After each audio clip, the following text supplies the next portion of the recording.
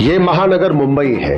इंसानों के इस रेले में कौन कहां किस नियत से जा रहा है अनुमान ही लगाया जा सकता है। पर हाँ, इस शहर में इंसान और उसकी नियत और प्लानिंग दो ही सूरतों में सामने आती है। या तो जब कोई सफलता की बुलंदी छू जाता है, या जब कोई अपराध की कालिख से अखबार को रंग देता है, टेलीविजन पे ब्रेकिंग न्यूज का बवंडर छोड़ देता है। पर तब तक इस महानगर मुंबई में कौन कहां क्यों जा रहा है, केवल अनुमान ही लगाया जा सकता है।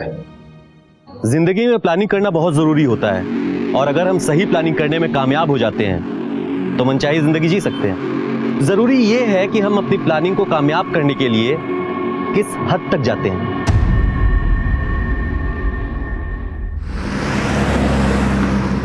सुषमा, चलो खाना खा लो, फिर दवाइयाँ भी खानी है। लो। मुझे भूख नहीं है। अरे ऐसे कैसे, खाना तो पड़ेगा ही ना। दवाइयाँ भी खानी है, खा लो।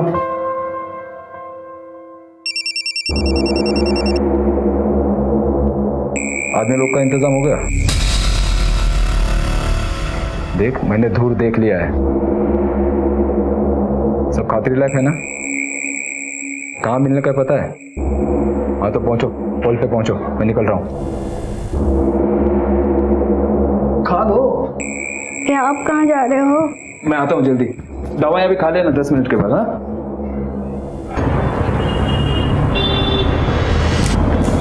स्टेशन चलेगा? चलना यार। नहीं जाना भाई। अरे भाई, बिठाएगा नहीं तो कमाएगा कैसा? भाई मेरा ऑटो है, मेरी मर्जी, नहीं जाना।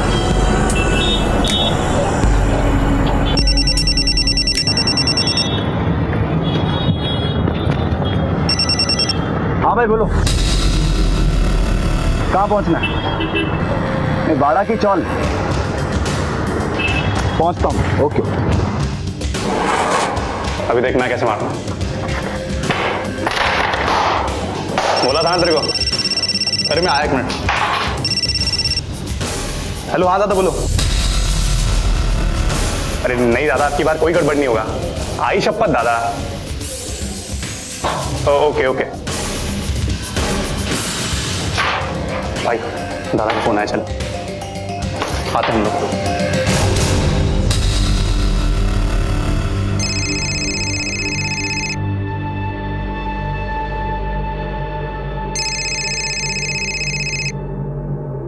हेलो, ठीक है, मिलते हैं सर।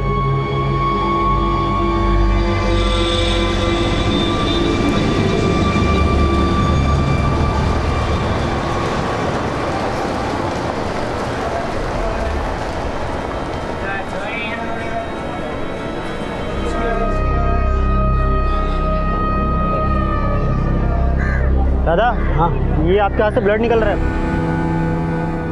साहब, मैं 12:32 की विरार लोकल से उतरा। थोड़ी बहुत भीड़ थी। मैं 5 नंबर के प्लेटफॉर्म पर उतर कर मैं बाहर निकला। बाहर रोड पर गया तो कुछ लोगों ने कहा देखो खून बह रहा है। सब तब जाके मेरा ध्यान गया। किसी को देखा आपने? नहीं साहब, किसी को नहीं देखा। कब हुआ, किसने किया, कुछ पता ही नहीं चला। कोई सामान चोरी हुआ है? पर्स, मोबाइल, घड़ी, चेन? नहीं साहब, सब कुछ है, मोबाइल सब कुछ है। किसी के साथ दुश्मनी है तुम्हारी? नहीं साहब। ठीक है, जादव सर, इनकी कंप्लेंट ले लिया। ओके सर, जाइए आप। धन्यवाद सर। कमाल है, दिन दहाड़े किसी ने चाकू मार दिया और पता भी नहीं चला। कुछ चोरी भी तो नहीं हुआ है। शायद इस हमले की वजह कुछ और ही है। एनीवेज, गोरेगांव स्टेशन के बाहर जो रास्ता है, वहां अगर कोई सीसीटीवी मिलता है तो उसका फुटेज चेक करो। सर, वो तो कहां चला जाऊं? सड़क पे जाऊं, भीख मांगू? ये सब मेरा किसको दोगी? तुझे तो ना मैं एक ठेला नहीं दूंगी, समझा ना? जितने उड़ाने थे बिजनेस के चक्कर में बहुत उड़ा लिए। मेरा बेटा हुआ तो क्या हुआ? अरे इसी हद से तो मांग रहा हूं, बेटा हूं। पापा की पेंशन सेविंग्स कहां चिता पे लेके जाओगी? अरे हाँ, छाती पे लेकर जाऊंगी, लेकिन ना तुझे एक ठेला नहीं देने वाली हूँ। तू निकल यहाँ से, निकल यहाँ से। गलती का इनाम नहीं मिलता रे, आदमी बदल। ये काम होना बहुत जरूरी है। मिलने के ठिकाने पे पहुंच रात को।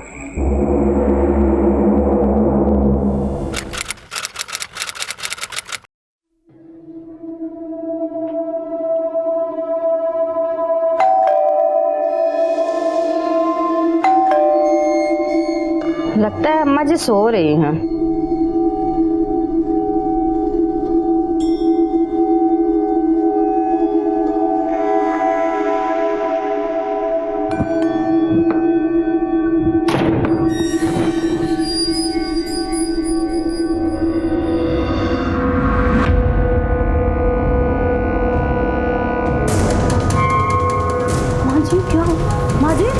माँ जी क्या हुआ आपको?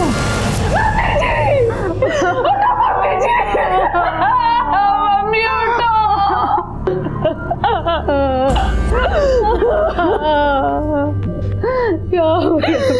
क्या हुआ ये सब? आ गया तू। मम्मी चुप हो गई। पड़ गई तेरे कलेजे को टन। बहुत झगड़ा करता था ना तू मम्मी से। ले अब कर ले झगड़ा। मम्मी जी। पहले पैसे यार, आरती का सामान ले ले। हरिओम ईश्वर है वैसे जल्दी जाना। जी जा।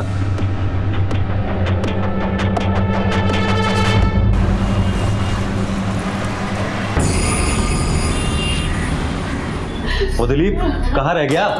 अरे अर्थी का सामान लेने भेजा था ना तुझे, जल्दी आ। ओए इतनी जल्दी क्यों मची तुझे? क्या बात कर रहे हो जिया जी? लाश यहाँ रख के कीर्तन करना है आपने? अरे थोड़ी सी तो शर्म कर ले। क्या बोल रहे तू? माँ थी हमारी। मालूम है किसकी माँ थी। शमशान का काम जल्दी निपटाओ जीजा जी, उसके बाद वकील को बुलाओ। वसीयत पे पता नहीं क्या लिख के गई हैं, बंटवारा भी तो करना है ना।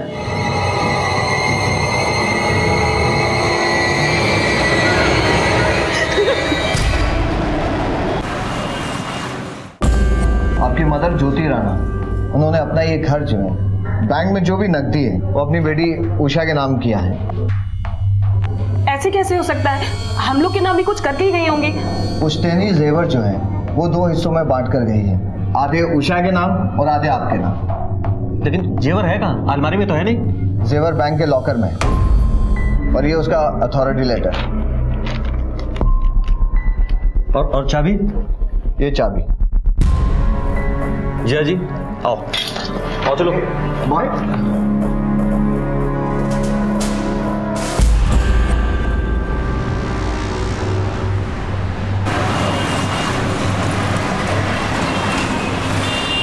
कुलबीर, मेरा एक जरूरी फोन आ गया ऑफिस से।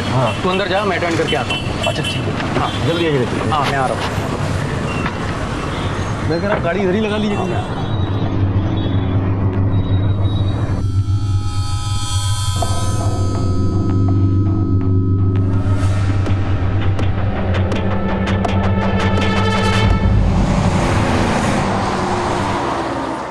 सर जी क्या बताऊं, सारे गहने लेके फरार हो गया वो। ये कैसे पॉसिबल है? तुम तो कह रहे थे कि वो तुम्हारे साथ था। हाँ सर साथ में ही था, पर लॉयर से मिलने के बाद हम दोनों साथ ही बैंक गए थे। वहां मैं गड्डी पार्क ही कर रहा था कि मेरा एक जरूरी फोन आ गया ऑफिस से। मैंने कुलबीर से कहा तू आगे बढ़, मैं आता हूँ।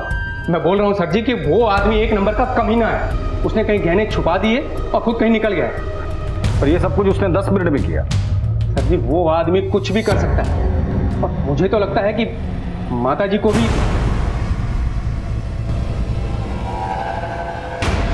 ठीक है अनुज, इनसे कुलबीर राणा की डिटेल्स ले लो, फोटोग्राफ्स वगैरह जो कुछ मिले वो, और बैंक से सीसीटीवी फुटेज मंगा लेना। जी सर।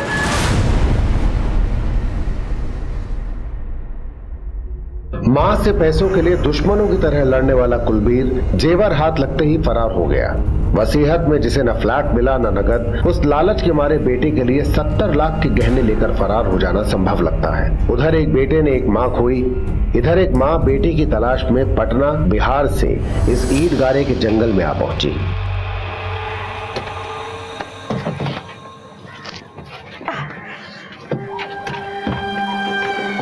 नहीं तो बहुत ही बदबू मार रहा है। ये कहाँ रह रहे हैं भैया?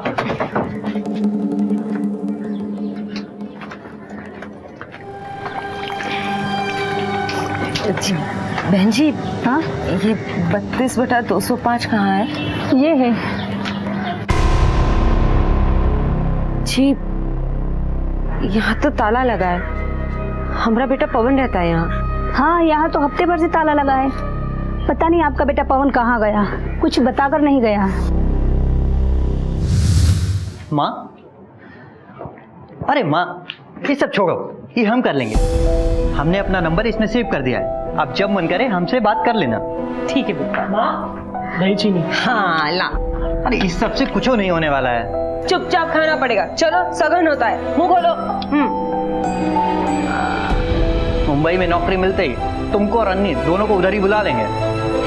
हम क्या कह रहे हैं विधवा, 2-4 महीना और रुक जाते, यहाँ पटना में ही नौकरी ढूंढ लेते। 2 साल से MBA करके बैठे हैं और रुके तो सुसाइड कमिट कर लेंगे। पगला गए हो का? और वैसे भी माँ, मुंबई बहुत बड़ा शहर है, यूं समझ लो कि बुलावा आ गया। ठीक है बिटवा, खूब मेहनत करो और खूब कामयाबी पाओ।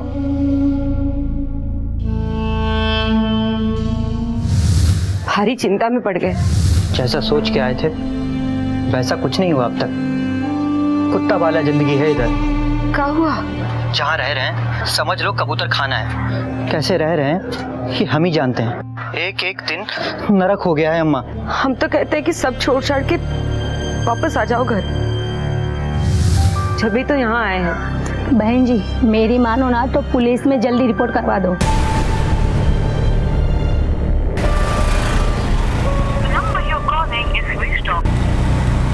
फोन अभी भी स्विच ऑफ आ रहा है ना। एक बार और मिला के दे।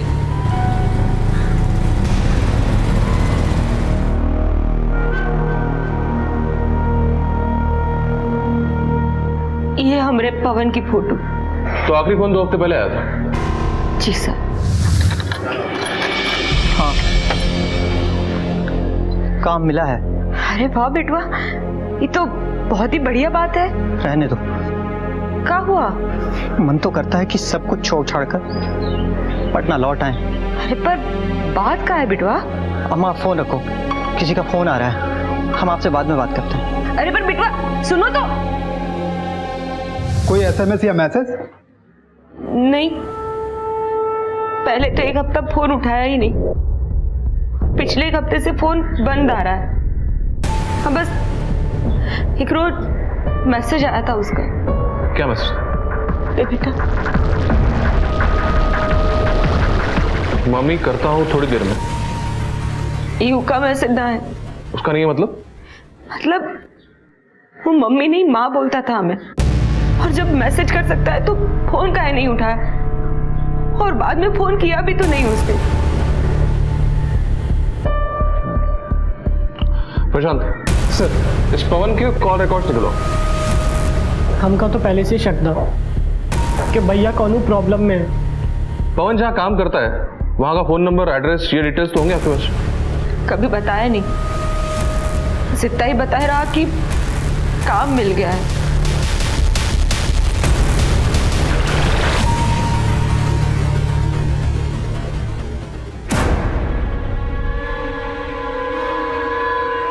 सर जी ये देखो कुलबीर राणा बैंक से निकल कर आ रहा है, और सर इसके हाथ में ये बैग भी है। सर मैं बोल रहा हूँ ना, पूरे 70 लाख के गहने लेके भाग गया वो। सर एक कांस्टेबल उसके घर पे भेजा था, वो घर पे नहीं है। आपकी सासू माँ ज्योति राणा, उसकी वसीयत है आपके पास? सर गड्डी में लेकर आइए। जी अभी लेकर आए।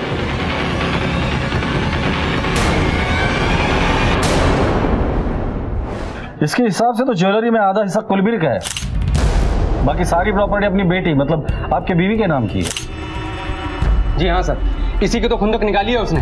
पूरे 70 लाख के गहने लेके फरार हो गया वो। आपकी सासू माँ बीमार रहती थी? हाँ सर, BP और डायबिटीज की मरीज थी, और मरने से 1 दिन पहले झगड़ा हुआ था उनका कुलबीर से पैसों को लेकर। पर आपने बताया था कि कुलबीर अंतिम संस्कार करने की बहुत जल्दी में था। हाँ सर जी। अरे अर्थी का सामान लेने भेजा था ना तुझे, जल्दी आ। वो और उसका दोस्त दिलीप, दोनों को बहुत जल्दी थी। ठीक है आप जाइए, अगर कुछ पता चलता है तो हम आपको इन्फॉर्म कर देंगे। ठीक है सर। अनुज, कुलबीर का अपनी माँ के साथ पैसों को लेकर झगड़ा हो जाता है, फिर माँ मर जाती है, जल्दी जल्दी में उसका अंतिम संस्कार होता है, और अब ये कुलबीर ज्वेलरी लेकर घर से गायब है। सर कहीं इस कुलबीर ने ही अपनी माँ को? हो सकता है, लेकिन सबसे पहले हमें यह पता करना है कि कुलबीर को पैसों की ऐसी क्या जरूरत थी, क्या उस पर कर्जे थे या उसके शौक ऐसे थे। दूसरी बात, इसके पास ज्वेलरी है तो बेचेगा जरूर। आसपास के एरिया में जितने भी ज्वेलर्स हैं सबको इन्फॉर्म कर दो, खासकर जो चोरी के गहने खरीदते हैं उन्हें। सर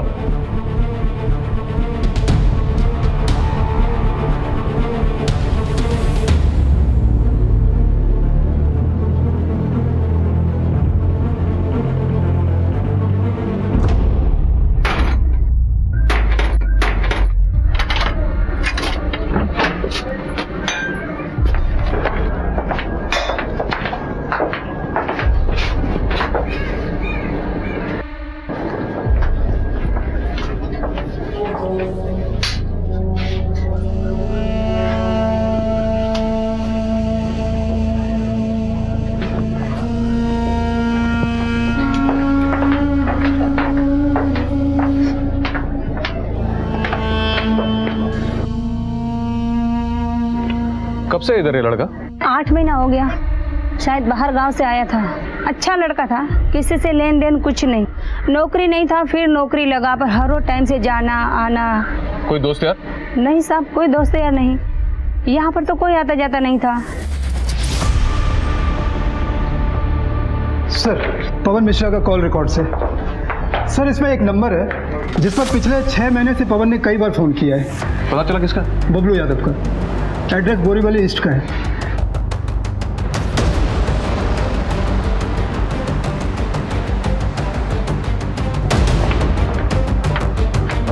सुनो, ये बबलू कहाँ रहता है? ये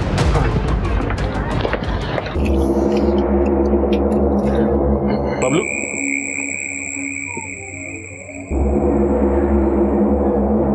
हाँ साहब। पवन का है? पवन भाई। पवन भाई को मैं ऑटो में लगा था 6 महीना पहले। अच्छा आदमी है, पर तभी टेंशन में था वो।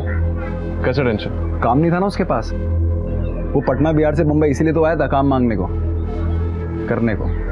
फिर अपना एक जानने वाला है, मैं उसके पास लेके गया उसको काम के लिए। ये प्लास्टिक के डिब्बे बनते हैं यहाँ पर, 12 टाइप के डिब्बे हैं। डोर टू डोर जाके सेल्स करना है। बेसिकली मार्केटिंग का काम है। कर सकोगे? हाँ, मैंने MBA किया है। ये BA, MA, MBA इधर कुछ मतलब का नहीं है। यहाँ ये डिब्बा बेचना पड़ता है। 1 दिन की ट्रेनिंग होगी और सीधे काम शुरू।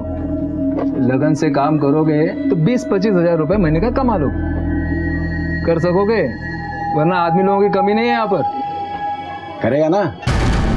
सोच क्या रहा है? अरे हाँ जगन भाई, करेगा। हाँ हाँ जगन भाई। पवन भाई को मैं फिर मिला 1-2 बार और तभी काम अच्छा चल रहा था उसका। फोन पे बातचीत होता था मेरा उससे लगातार, पर यही पिछले 15 दिन से नहीं आया वो काम पर। तुम्हें कैसे मालूम? मेरे को जगन भाई का फोन आया ना, उन्होंने बोला मेरे को कि वो तुम्हारा लड़का नहीं आ रहा, उसको बोलो आने को। फिर आगे?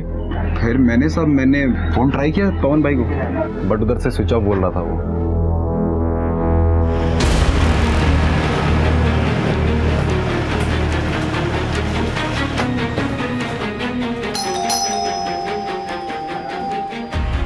कुलबीर राणा जी, मैं उनकी वाइफ। कहाँ है वो? बुलाइए उन्हें। घर पर नहीं है वो। घर की तलाशी लो। अरे आप लोग अंदर कहाँ घुसे आ रहे हैं? अरे बात क्या है, आप कुछ बताएंगे? घर की तलाशी लो, देखो जेवर मिलता है क्या। अरे कहाँ अंदर चले जा रहे हैं? अरे छोड़िए ना, क्या हो क्या रहा है? आपका पति आपके सास के जेवर लेके बैंक से भाग गया है। सर, ये दुकान के पेपर्स मिले।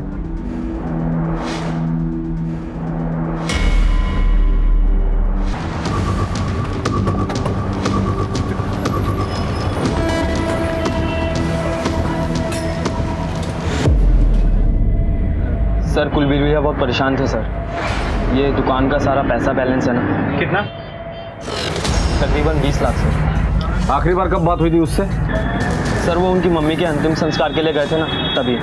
फिर उन्होंने कहा मुझे जाना है, वकील से मिलना है, और वो उनके जीजाजी वो भी साथ गए थे। लास्ट वही बात हुई थी। फिर मैंने उनका फ़ोन ट्राई किया कई बार, लेकिन सर फ़ोन बंद आया। हमने सुना है कि उनकी माँ के अंतिम संस्कार के दिन तुम बहुत जल्दी में थे। नहीं सर, ऐसी कोई बात नहीं है। जैसा जैसा उन्होंने कहा मैंने वैसा ही किया। कोई घाई नहीं थी सर। लेकिन पैसों की घाई थी। सर, वो क्या है ना कि दुकान का मालिक हफ्ते में 3 बार आके गया और वार्निंग दिया, फ्राइडे तक पैसा चुकता नहीं किया तो खाली करवा देगा। ठीक है, कुलबीर अगर तुम्हें कांटेक्ट करता तो सबसे पहले तुम हमें कांटेक्ट करोगे, समझे? जी सर। अनुज, 20 लाख का कर्जा था, 70 लाख के गहने लेकर क्यों भाग गया? 35 लाख तो उसके हिस्से से ऐसे ही मिलने वाले थे उसे। सर, माँ का घर जायदाद बाकी सब तो बहन के नाम हो गया था। सोचा होगा कि जो जेवर मिले वो क्यों लौटा दे। लेकिन गहने लेकर फरार होने से कुलबीर का काम नहीं होने वाला है। क्या बात कुछ और है जो हमसे छूट रही है?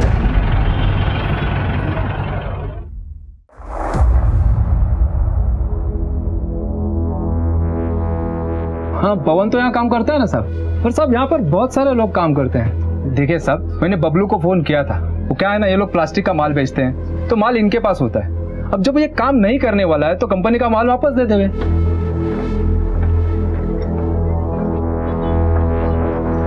सुनो। जी साहब। तुम इसी फैक्ट्री में काम करते हो? जी साहब, यही काम करता हूँ। पवन को जानते हो? जी साहब जानता हूँ। किधर है वो? साहब अभी तो मैं बता नहीं पाऊंगा कहाँ है वो। उसका यहाँ किसी से झगड़ा? ऐसा तो मुझे कुछ मालूम नहीं साहब। वो क्या है, वो डेली बेसिस पे काम करता है और मैं भी डेली बेसिस पे ही काम करता हूँ। वैसे मैं प्राइवेट फैक्ट्री में परमानेंट जॉब करता हूँ साहब। वो क्या है, मेरी पत्नी बीमार है, इसके लिए मैं ओवर टाइम के लिए आ जाता हूँ। ठीक है, तुम जा सकते हो। सर मनोज, यहाँ के लोगों के हाव भाव से तो पता चलता है कि पवन से उनका कोई लेना देना नहीं, लेकिन कॉल रिकॉर्ड बता रहा है कि पवन इन लोगों के टच में है।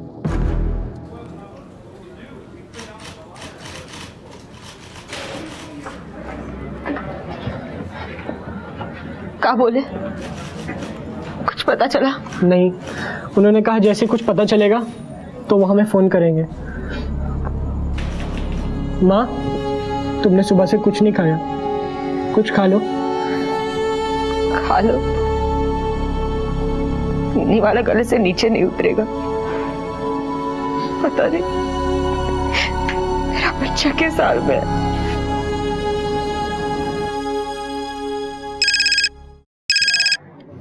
हेलो,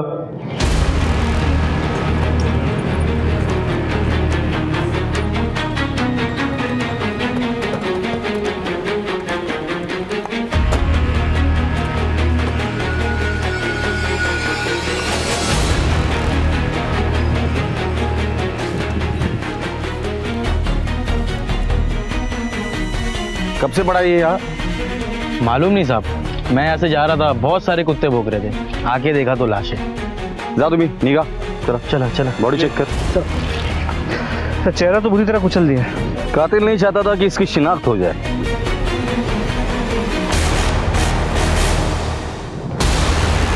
सर ये मिला। किसी चीज की रसीद लगती है, इसमें नाम और एड्रेस भी है। इसे लैब भेज दो। Okay sir. और कुछ मिला? नहीं सर, और कुछ नहीं। ठीक है, एम्बुलेंस को फोन कर। Okay sir.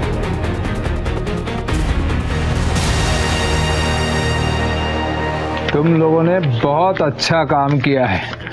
ये लो, अपने धंधे में ईमानदारी बहुत ज़रूरी है और ईमानदारी का फल भी तो मिलेगा। जितना ज़्यादा काम, जितनी ज़्यादा ईमानदारी, उतना ज़्यादा पैसा। शुक्रिया जग्गू दादा।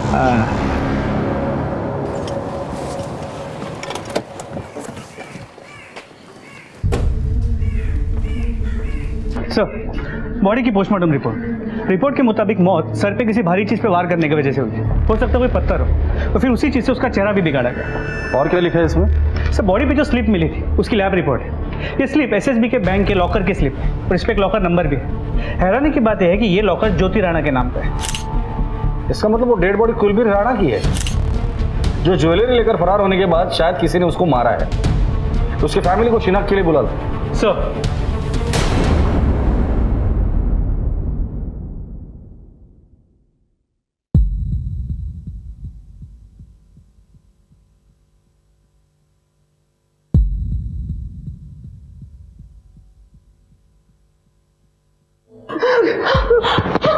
सुमन, सुमन, सुमन संभालो अपने।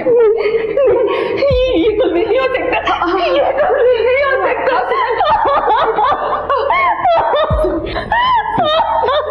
सुमन उठो, सुमन चलो चलो यहाँ से। क्या आप आइडेंटिफाई कर सकते हैं? सर, चेहरा तो बुरी तरह से कुचला हुआ है। हाथ या पैर देख के बता सकते हैं? सर, हाथ और कद काठ ही देखकर तो ये कुलबीर ही लग रहा है। ठीक है, आप रुकिए बात। ठीक है सर। अनुज, रिस्क नहीं लेते। इस बॉडी का डीएनए इसकी बहन उषा के साथ मैच करवाते हैं और इसकी फोटो हर पुलिस स्टेशन में सर्कुलेट करो और बॉडी को यही रहने दो। सर, लाश के मिलने के बाद कई सवाल खड़े हो गए थे। क्या यह कुलबीर था?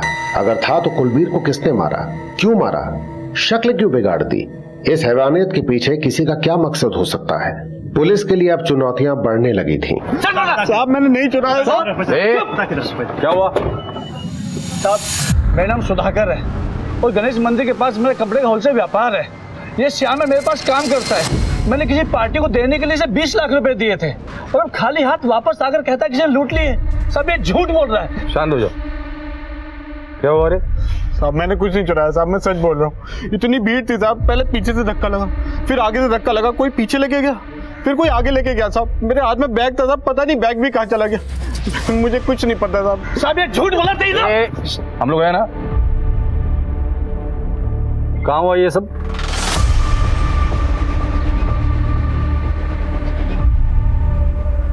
सर ये उस मार्केट एरिया का सीसीटीवी फुटेज।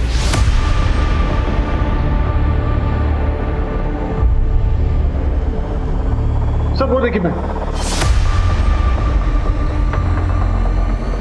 अरे सर बैग गया कहाँ? ये तो जैसे जादू है।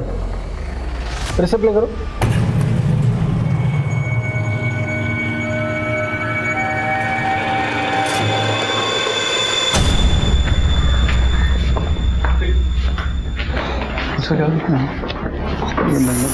साहब वो हमारा बिटवा पवन को पता चला? तुलसी जी अभी तक तो पवन का कुछ पता नहीं चला। पता नहीं किस हाल में होगा, कितने दिन हो गए, कुछ खबर नहीं है वो कहाँ है, कैसा।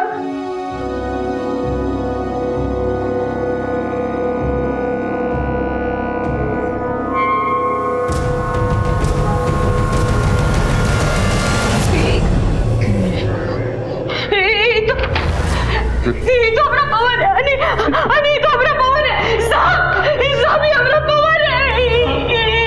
क्या हो गया? आप इतना यकीन से कैसे कह सकती है कि ये पवन की फोटोग्राफ है? माँ ना बचपन में बहुत जिद करके बुलवाया था। कहाँ है अपना बिटवा? कहाँ है? क्या हो गया? इसकी डेड बॉडी कुछ दिनों पहले गोरेगांव पुलिस ने रिकवर की थी। माँ माँ माँ पोस्टमार्टम रिपोर्ट जैसी ही आती है मुझे इन्फॉर्म कर देना। साहब हमें बेटा उसको कौन मारे, साहब बताओ आप उसके। शांत हो जाइए, शांत हो जाइए आप। लीजिए।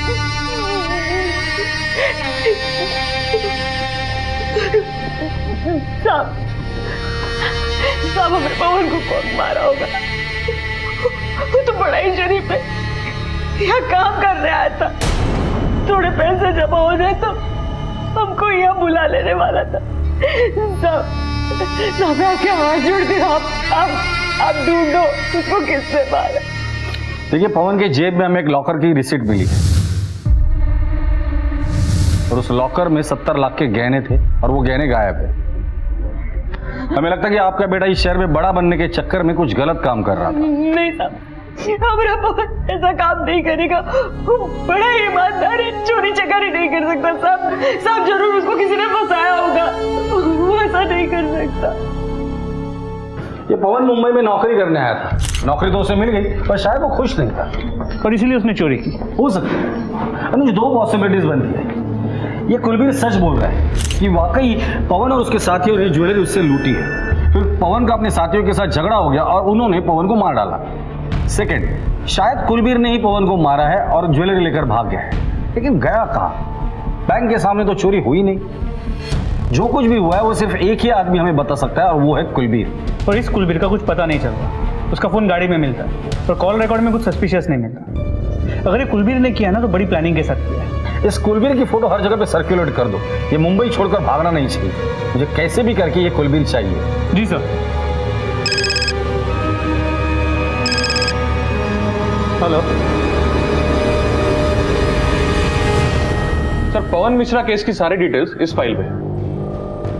हम लोग कुलबीर राणा की मिसिंग कंप्लेंट को इन्वेस्टिगेट कर रहे हैं और ये कुलबीर राणा के मां के बैंक लॉकर की रिसीट पवन मिश्रा के जेब में मिलना हमारे लिए बहुत बड़ा ब्रेक थ्रू है। अब हम लोग इसी के आधार पर आगे की इन्वेस्टिगेशन करेंगे। Right sir, in case if you need any help we are at your service. Thank you very much. Sure. Tulsi Mishra को उसका बेटा मिल के भी नहीं मिला। पवन मिश्रा की गुमशुदगी की फाइल फिलहाल क्लोज तो हो गई, पर उसकी बेरहमी से की गई हत्या, जेब में लाखों रुपए के लापता गहनों की रिसीट और इन गहनों से जुड़े व्यक्ति कुलबीर राणा की गुमशुदगी ने पवन मिश्रा की गोरेगांव और बोरीवली थानों में कई एक नई फाइलें खोल दी। इधर गोरेगांव पुलिस एक विचित्र आपराधिक चुनौती से जूझ रही थी। ये सब हुआ कहाँ था? सर मैं एटीएम से पैसा लेकर ही आ रही थी इसी फुटओवर ब्रिज से। अचानक पता नहीं कैसे मेरा पर्स कौन लेके छीन के भाग गया, कुछ पता ही नहीं चला सर।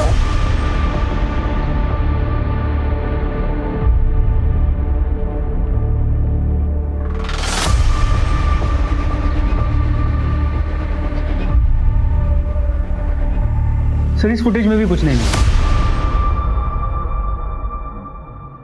क्या हुआ सर, क्या सोच रहे हैं? अनुज तुम्हें याद एक क्रिमिनल था, नजीर मामू साहब। नजीर मामू का एनकाउंटर तो आप लोग ने कर दिया था, आपुट ने तो खबर दिया था उसका, इसीलिए तो तुझे बुलाया। वही खेल वापस शुरू हो गया यहाँ गोरेगांव में।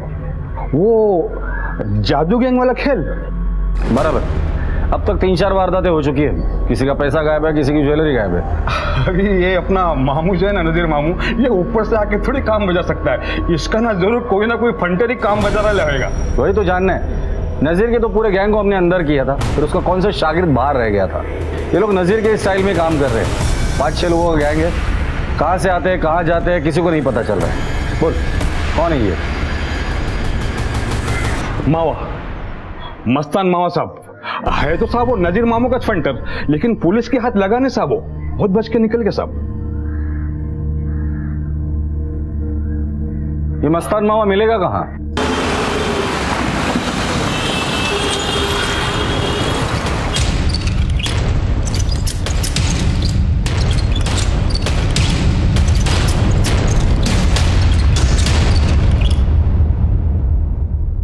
अरे साहब अभी क्या लेने का इधर? तेरे को लेने आया हूं। चलेगा? ले चलो ना साहब, ले चलो मेरे को। पैरों से पैरालाइज हो गया हूँ, इलाज के लिए पैसा भी नहीं मेरे पास। इलाज के लिए तेरे पास पैसे नहीं है और ये इतना सब कुछ ऐसे ही बन गया? साहब ये सब तो दिखावा है, अंदर से एकदम खोखला हूँ। कब से तेरी हालत? 3 साल हो गए साहब, दवाई ज्यादा, खाना कम खाता, बेकार हो गया हूँ साहब। ठीक है, इसकी फिजिकल हालत देखकर लगता नहीं कि ये इन्वॉल्व होगा, लेकिन क्राइम करने का तरीका वैसा ही है। जी सर, इसकी मोडस ऑपरेंडी बिल्कुल सेम है, लेकिन ये लोग है कौन? हम लोगों ने सारे सीसीटीवी फुटेज चेक किए। अनुज एक काम करते हैं, एक बार ये सारे सीसीटीवी फुटेज एक साथ चला कर देखते हैं, कोई ना कोई चीज तो कॉमन जरूर निकलेगी। प्ले करो। स्टॉप। वो ऑन करो। स्टॉप। ये प्ले करो। स्टॉप। अनुज ये और ये तीनों फुटेज में कंधे पर बैग है सेम, लेकिन इनके चेहरे तो कहीं भी नजर नहीं आ रहे, क्योंकि इन्हें पता है कि ये सीसीटीवी के सामने, इसलिए जानबूझकर चेहरा छुपाए। इनके कंधों पर देखो एक ही बैग है। जो सीसीटीवी कुलबीर का हमने देखा वहां ये नहीं हुआ, शायद आगे उसके साथ भी यही हादसा हुआ होगा। सर मतलब एक प्रॉपर गिरोह है जो पूरी प्लानिंग के साथ काम करे। करेक्ट। लेकिन सर वो कुलदीप वाली इंसिडेंट से जुड़ा आदमी पवन मिश्रा, जिसके जेब में वो लॉकर की रिसीट मिली थी, हो सकता है वो भी इसी गैंग का मेंबर हो, लेकिन अब वो तो मर चुका। बोरीवली पुलिस ने उसके एक दोस्त के बारे में हमें बताया था, वो ऑटो ड्राइवर बबलू। लेकिन सर कोई पवन को क्यों मारेगा? हो सकता है कि लूट के माल को लेकर इन लोगों में झगड़ा हुआ हो और पवन को मार दिया हो। इस बबलू ड्राइवर को उठाकर लेकर आओ, अब आगे की बात ये बबलू ही बताएगा हमें। सर साहब मैं नहीं जानता पवन भाई को, साहब मैं नहीं जानता। बेरोजगार था, मैंने काम दिला दिया उसको, 1-2 बार फोन पे बात कर लिया उससे, बस वो अच्छा आदमी था, उतना ही साहब, बस उतना ही। अपन ऑटो वाला आदमी है साहब, कहाँ। दिन भर ऑटो चला चला के थकता होगा ना तू? हाँ सर मैं थक जाता है। थोड़ा आराम कर ले तू। अनुज, इसका क्या करना है ना तो मुझे बाद में बताता हूँ। साहब मेरी बात सुनो साहब, मैं बोल रहा हूँ साहब, आप सुनो तो सही साहब, मेरा लेन देना नहीं है आप साहब।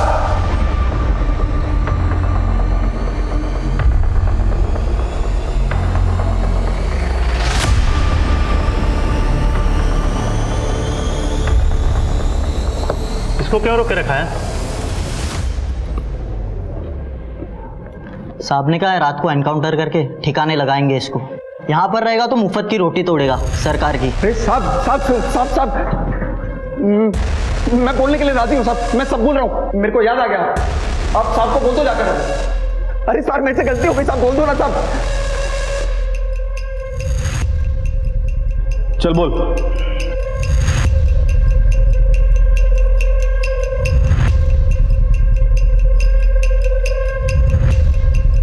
जो चाहिए एक बार लिस्ट बना लो। शादी के रोज मत कहना ये रह गया वो रह गया, ये चाहिए वो चाहिए। समझ आ रहा है? हाँ मम्मी, बस हो गया। तुम्हें कुछ भी एक्सपेंसिव चाहिए मुझे बताना, मम्मी को नहीं। Okay, top secret. यस।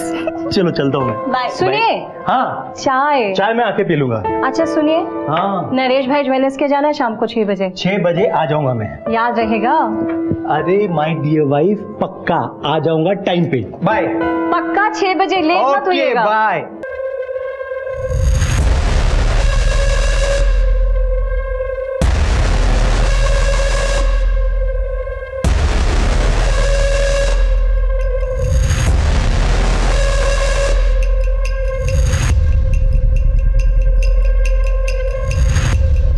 हमसे गद्दारी करेगा, देख तेरी हालत क्या करता हूँ। साहब मैं सच बोल रहा हूँ साहब, मैं झूठ नहीं बोल रहा। 6 बजे की खबर मिली थी, चाचा ने रवाना भी कर दिया था।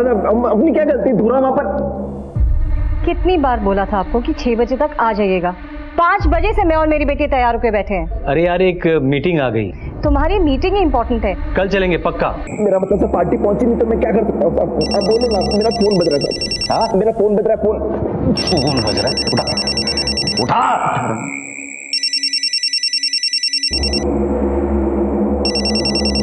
अंकल फोन कर रहा है। हाँ जी अंकल। सुन, कल शाम को धूर लेट हो गया था, अब तू जल्दी निकल और पोल पे पहुंच।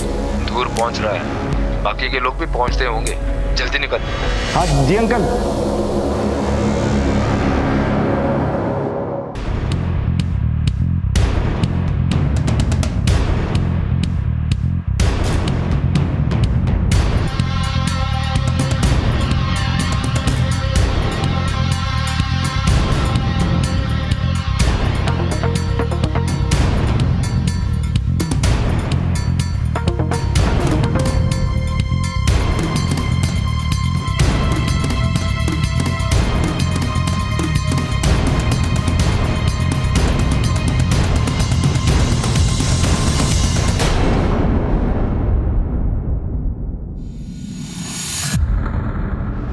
कर देता हूँ।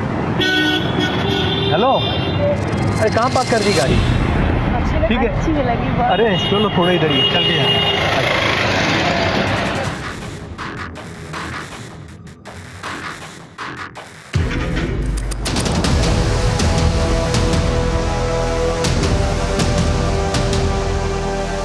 अरे क्या हुआ? मेरे बैग कौन लेके गया? अरे तो पिछले 8 महीने से जादू का खेल दिखा रहे थे। बॉस कौन है तुम्हारा? सर वो तो चेंबूर वाले ऑफिस में नहीं। वहाँ ताला लगा हुआ है। सर वो निकल गया था। फोन आया था साहब उसका, बोल रहा था कि मार्केट में मिलेगा। सर ये सभी चोरियां कबूल है इन लोगों ने। इसमें कुलवीर, श्यामलाल और मलाड की मिसेज नारंग का भी केस। इसके अलावा और 6 केसेस हैं। 3 सेंटा क्रूज, 1 विलेपार्ले, 1 घाटकोपर। और वो गणेश मंदिर वाला व्यापारी जिसके वर्कर के हाथ से वो 20 लाख रुपए से भरा बैग भी छीना गया था।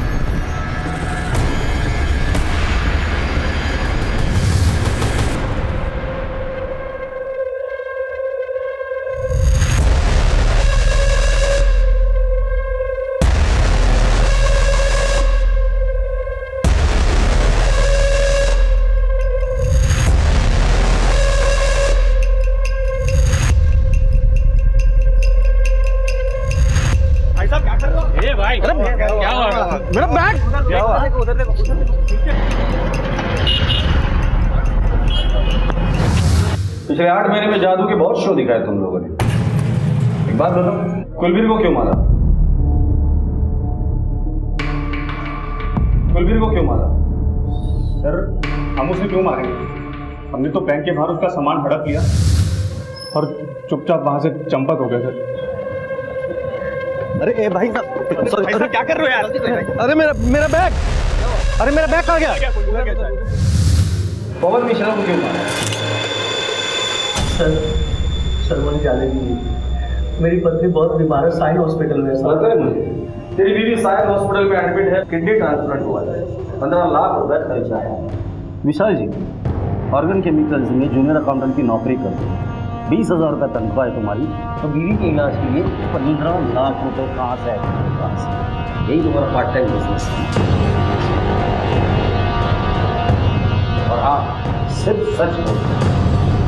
बताता हूँ सर, सब सच बताता हूँ सर। बैंक के बाहर से जो हमने बैग लूटा था, उसमें जो जेवर थे वो सब पवन के पास थे सर। मैं पवन के पीछे गया और मैंने उसको बोला कि इसमें कुछ जेवर मुझे दे दे सर। वो हरीश चंद्र की औलाद बन रहा था, बोला कि अंकल से धोखा नहीं करेगा।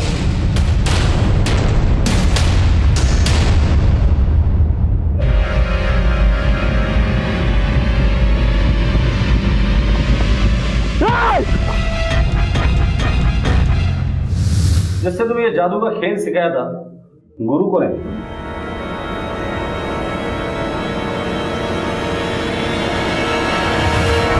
ये धूर चल रहा है, फोकस रखो उसके ऊपर। बैग ऊपर आई, धूर को धक्का दिया, धूर ने इधर देखा, उतने में बैग खींच लेना। जैसे ही बैग खींची जाएगी, धूर उधर देखेगा किसने खींचा, ये बैग उसके बीच में रहेगी, उसको कुछ नहीं दिखाई देगा। बैग ऊपर, चलो बैग ऊपर, बैग ऊपर। ये धक्का दिया, क्या हुआ भाई साहब? क्या हुआ? बैग मेरा। वो आदमी तो नहीं है सर? वो अंकल है हमारे।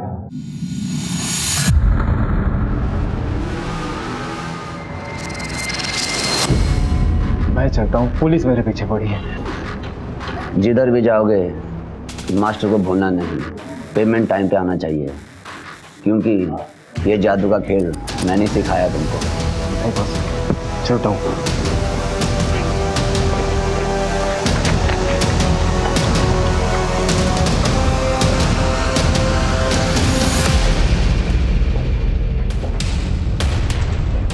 तेरा ये जादू हमने भी सीख लिया है, गुरु दक्षिणा नहीं लेगा हमसे तू। ले चलो इसे।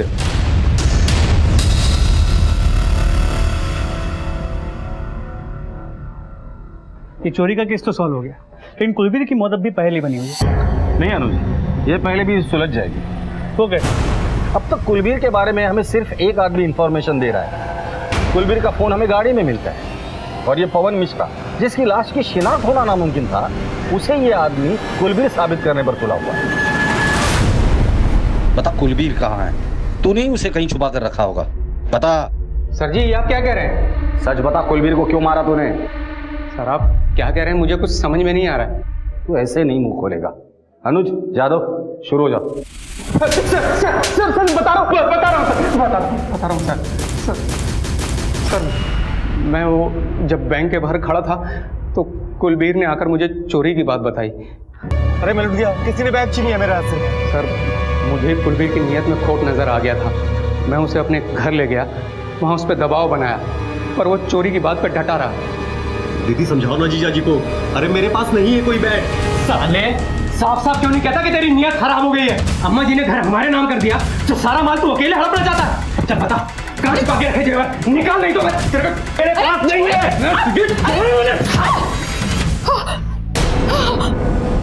उसकी लाश कहाँ है? मैं और मेरी बीवी ने मिलकर घर के आंगन में पीछे उसे दफन कर दिया। बेवकूफ इंसान, ज्वेलरी वाकई में चोरी हुई थी। कुलबीर पैसों के पीछे भाग रहा था, वो उसकी मजबूरी थी, लेकिन तुम लोगों ने लालच में आके एक मासूम आदमी को मारा है। इसकी बीवी को भी उठाकर लेकर आना। लालच वो बीमारी है जो लालची को तबाह तो करती ही है, पर कभी कभी अपनी चपेट में कुछ मासूमों को भी ले डूबती है।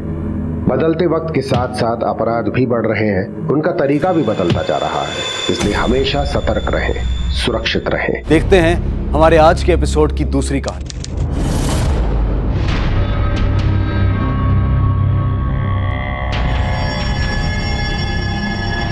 ये लीजिए सर।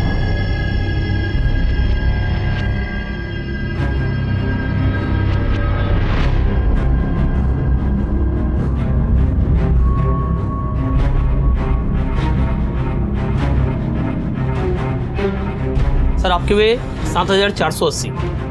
सर इस बार दिवाली की ये हमारी दुकान की सबसे बड़ी खरीदारी है, और इस बार इतने पटाखे पूरे मोहल्ले को बहरा करने का प्लान है क्या? है?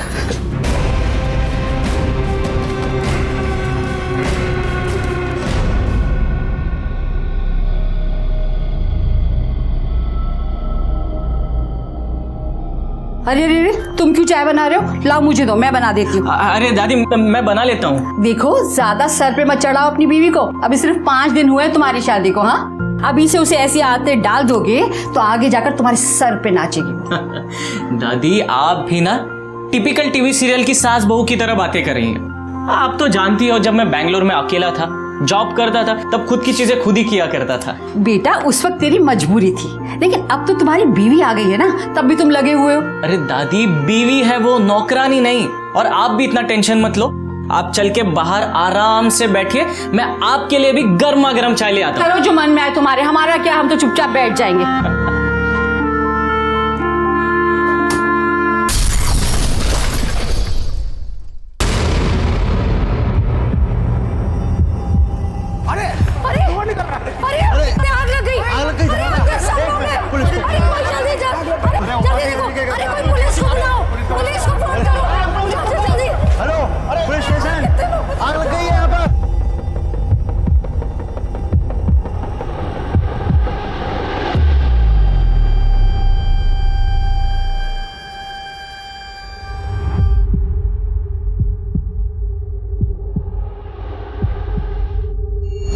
The government has decided कि इस बार 12th स्टैंडर्ड के लिए पूरा सिलेबस आएगा, so you have to prepare the children for that. Excuse me. आप इसे अकाउंट डिपार्टमेंट में दे दीजिए और स्टैम्प और सिग्नेचर ले लीजिएगा। Sure, ma'am. Thank you.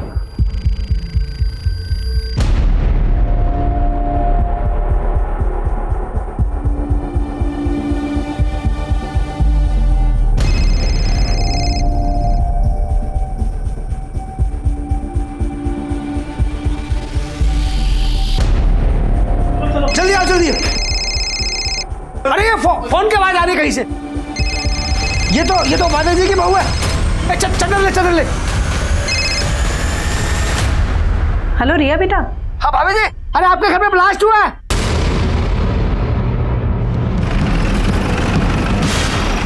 आइए साहब। चलिए इंस्पेक्टर साहब। क्या हुआ? वो तो पता नहीं साहब, बड़ी जोर का धमाका हुआ था, किचन का विंडो से उड़ गया। हम लोग यहाँ आए तो देखा किचन में से धुआं निकल रहा है, तो लगा शायद सिलेंडर फट गया है। और अंदर जाके देखा तो सिलेंडर तो ठीक ठाक है। कौन कौन घायल हुआ?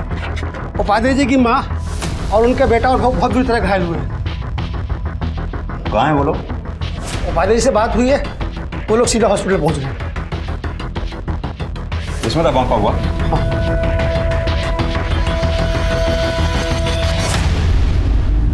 पड़ोसियों का कहना सही है, सिलेंडर या कुकर नहीं फटा है, और जिस तरह से चारों तरफ राख और पटाखे की स्मेल है, बॉम्ब या बारूद हो सकता है। प्रसाद सर, फॉरेंसिक वालों को बुलाओ। जी सर।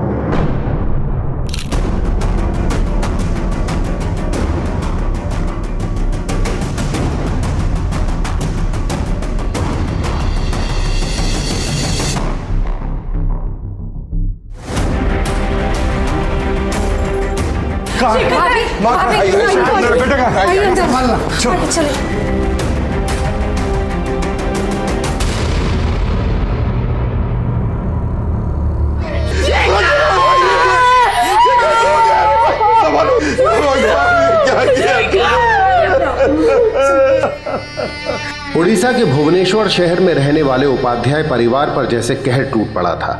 उनकी बूढ़ी माँ और उनका बेटा शेखर अब इस दुनिया में नहीं रहे थे। सिर्फ 5 दिन पहले ही शेखर की शादी हुई थी। परिवार में अब तक जश्न का माहौल था कि किसने इनकी खुशियों को इस तरह आग के हवाले कर दिया था। कभी सपने में भी नहीं सोचा था कि मेरे परिवार के साथ ऐसा भी कोई हादसा हो सकता है। माँ जैसी सास और मेरा बेटा तो कभी किसी से ऊंची आवाज में बात तक नहीं करता था, सबसे प्यार से रहता था। ये दोनों हमेशा के लिए हमें छोड़कर चले गए। हंसते खेलते इंसान सफेद चादरों में लिपट गए। और मेरी बहू रिया, उसके तो हाथों की मेहंदी तक नहीं उतरी। शादी के 5 दिन बाद वो विधवा हो गई, उसका सुहाग उजड़ गया। सर, मिस्टर उपाध्याय के फैमिली बैकग्राउंड चेक करने के लिए हमने घर के आसपास जाके पूछताछ की। पता चला कि मिस्टर उपाध्याय एक प्रोफेसर है और अमोदिनी बहुत ही बड़ी और रेप्यूटेड कॉलेज की प्रिंसिपल है। बेटा इंजीनियर था, घर में बुजुर्ग दादी भी थी और बहू तो अभी भी 5 दिन पहले शादी होकर घर आई है। ये उपाध्याय फैमिली काफी शरीफ और पढ़ी लिखी लगती है। सर, फॉरेंसिक एक्सपर्ट ने बताया कि धमाके में गन पाउडर यूज हुआ है, वो बारूद जो दिवाली में पटाखे और आतिशबाजी के लिए इस्तेमाल होता है। जिस तरह का धमाका हुआ उसे देखकर तो यही लगता है कि काफी मात्रा में पटाखे खरीदे गए होंगे। एक बात तो साफ है, ये टेररिस्ट एक्टिविटी नहीं है। फिर इस धमाके की क्या वजह हो सकती है? सुभाष, एक काम करो, आसपास जितनी भी पटाखे की दुकानें हैं वहां जाकर पता करो क्या किसी संदिग्ध आदमी ने काफी मात्रा में पटाखे खरीदे थे। सर,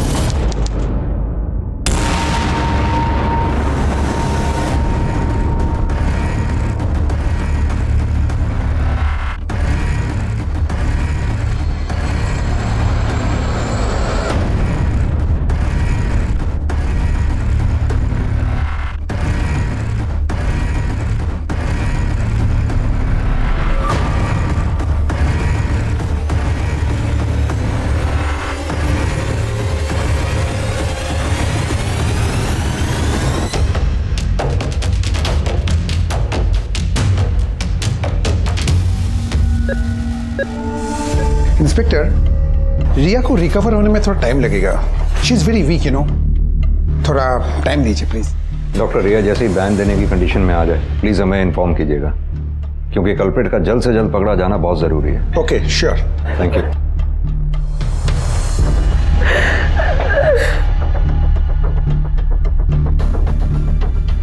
आपके बेटे की या आपकी किसी से कोई दुश्मनी या लड़ाई झगड़ा? नो सर, बोला हमारे किसी से क्या दुश्मनी हो सकती है सर। मेरा बेटा शेखर किसी के सामने ऊंची आवाज में बात तक नहीं करता था। वो झगड़ा क्या करेगा सर? और आपकी बहू रिया? वो तो अभी 5 दिन पहले शादी करके आई थी, उसकी भला किसी से क्या दुश्मनी हो सकती है? सर, जितना हम जानते हैं उस हिसाब से तो उस बेचारी का किसी के साथ कोई लेना देना तक नहीं है सर। जिस दिन ये हादसा हुआ था उस दिन एग्जैक्टली क्या हुआ था? वही जो रोज होता है। मैं और देवाशीष कॉलेज के लिए निकल रहे थे और देवाशीष जल्दी करो, मुझे काउंसलिंग मीटिंग के लिए देर हो रही है। अरे आ रहा हूँ यार, आ रहा हूँ। क्यों खामखा शोर मचा रही हो? ये टाई ढूंढ रहा था मैं अपनी। पता है प्रिंसिपल के साथ मीटिंग है हमारी। अरे जा रहे हो तुम लोग? लंच तो लेकर जाओ, वरना बाहर का सड़ा हुआ खाना खाओगे और बीमार पड़ जाओगे। Thank you. अरे शेखर, रिया, तुम तो कल आने वाले थे ना, आज अचानक? आपको सरप्राइज देने के लिए जल्दी आ गए। अंदर आ जाए। हाँ। दादी, शेखू मेरा बच्चा, मेरी फिल्मी दादी। कैसा है तू? बस ठीक है, आप कैसे हो? बस ठीक हूँ, देख ले। अरे बड़ा अजीब है ये दोनों। एक हम थे जो शादी के बाद हनीमून करके घर आने को मन नहीं करता था, ये दोनों हैं जो हनीमून खत्म होने से पहले ही घर आ गए। कमाल है ये। हाँ भी ना। लगता है रिया बेटा को मेरा जोक पसंद नहीं आया, है ना? नहीं पापा, ऐसी कोई बात नहीं है। तो फिर मैं अरे आप भी ना, बच्चे अभी अभी आए हैं, सफर से थके हुए होंगे और आपने जोक स्टार्ट कर दिया। चलिए, मुझे देर हो रही है। बच्चों आप लोग रेस्ट करो, हम शाम को मिलेंगे, ठीक है? Bye bye. बाय। आप भी ना। उन दोनों के बीच कोई प्रॉब्लम थी? नहीं, ऐसा कभी लगा तो नहीं। हम रिया को शादी के 1 साल पहले से जानते थे, सब कुछ ठीक था, शादी में भी कोई प्रॉब्लम नहीं हुई। दोनों खुश थे जब हनीमून के लिए गए। जब लौट कर आए तो रिया का मूड कुछ ठीक नहीं था, पर हमने सोचा कि शाम को आके शेखर से बात करेंगे, पर शाम को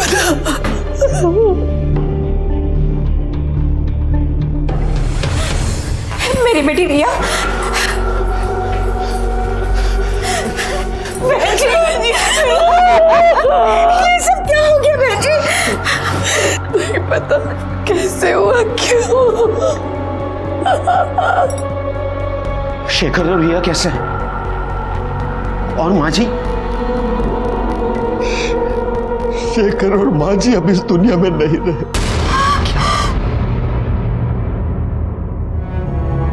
और रिया रिया रिया इस वक्त आईसीयू में है।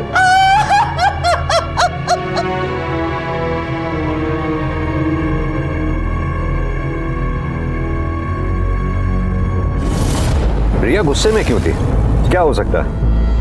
कहीं ये चोट खाए आशिक वाला मामला तो नहीं है जो उसे हनीमून पर परेशान कर रहा हो और अब उस बात का बदला लेना चाहता हो सकता है सर।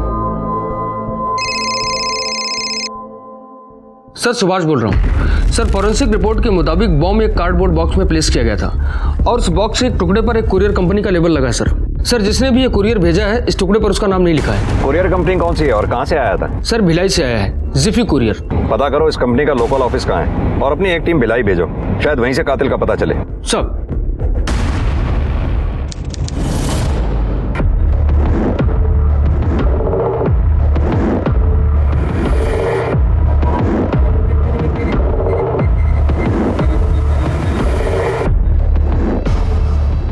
सर हम लोग रिया के पेरेंट्स हैं। कुछ पता चला ब्लास्ट की वजह क्या थी, क्या हुआ, कैसे हुआ? फिलहाल तो नहीं, लेकिन हम अपनी तरफ से पूरी कोशिश कर रहे हैं। डॉक्टर, रिया से बात करनी थी हमें, क्या उसे होश आ गया? हाँ, रिया को होश आ गया, आप मिल सकते हैं, आइए। सर प्लीज आप लोग यहीं रुकिए, हमें उससे बात करनी थी।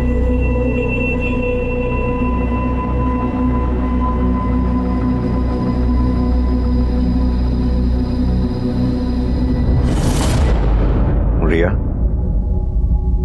रिया हम जानते हैं इस वक्त तुम्हारे लिए बात करना बहुत मुश्किल है, लेकिन बात करना बहुत जरूरी है। क्या तुम बता सकती हो उस दिन क्या हुआ था? हम वापस आए, मम्मी पापा कॉलेज गए, शेखर किचन में चाय बनाते हैं और मैं बेडरूम में अनपैक करने।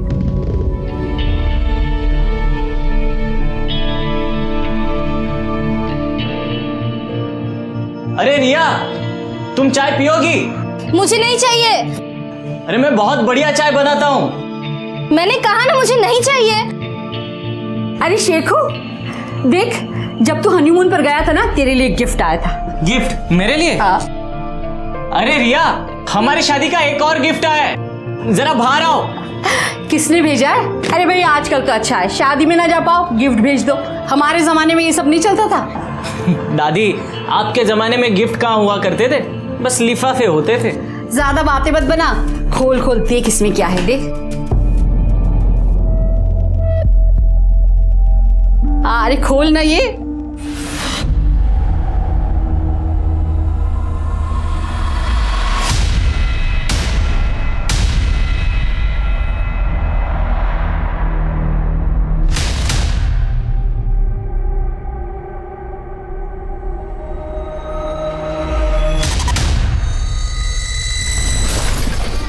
थोड़ी देर में मुझे होश आया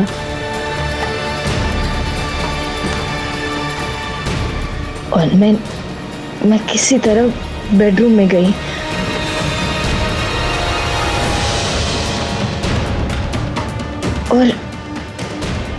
और मैंने मम्मी को फोन लगाया।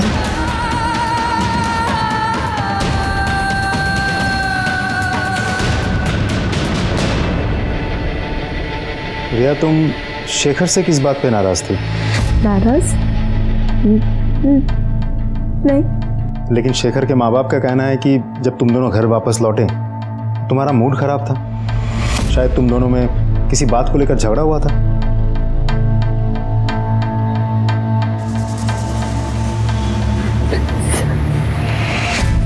इंस्पेक्टर प्लीज बाद में बात कीजिए। मैं ठीक हूँ। हनीमून से जल्दी नहीं आना चाहती थी। मैं जानती थी कि घर आने पे कोई प्राइवेसी नहीं मिलेगी। अगले हफ्ते शेखर बैंगलोर चले जाएंगे। 1 महीना सब सेटअप करेंगे और फिर मैं वहाँ जाऊंगी। मैंने उनको बहुत समझाने की कोशिश की पर घर वालों की याद आने लग गई। उन्होंने डिसाइड किया कि 1 दिन पहले सरप्राइज देने आएंगे। मैं वापस नहीं आना चाहती थी। आते वक्त हमारा बहुत झगड़ा हुआ और मैं उनसे बात नहीं कर रही थी। क्या शेखर ने तुम्हें कभी बताया उसे किसी ने कोई धमकी दी हो या किसी से उसका कोई लड़ाई झगड़ा हुआ हो, कोई दुश्मनी? नहीं, सब एक साल पहले सगाई के 1 हफ्ते बाद जब मैं शेखर से फोन पे बात कर रही थी तब। रिया, पता है तुमको मेरा मन क्या कर रहा है? मेरा मन कर रहा है कि मैं आंखें बंद कर लूं और जब आंखें खोलूं तो मेरी आंखों के सामने तुम ही हो। बैडली मिसिंग यू यार। तो फिर आ जाओ ना। अगर अभी निकलोगे बैंगलोर से तो कल सुबह तक पहुंच भी जाओगे और फिर हम दोनों एक रोमांटिक डिनर पे चलेंगे। सच्ची? एक सेकेंड ना रिया, 1 सेकेंड। रिया, सेकेंड लाइन पे ना एक कॉल आ रही है, प्लीज होल्ड ऑन करो। हाँ, हेलो,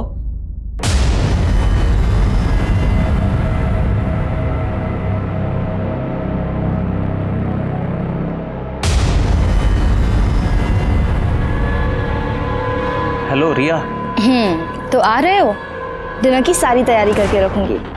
सुनो ना, सेकंड लाइन पे जो अभी कॉल आई थी वो एक लड़के की थी।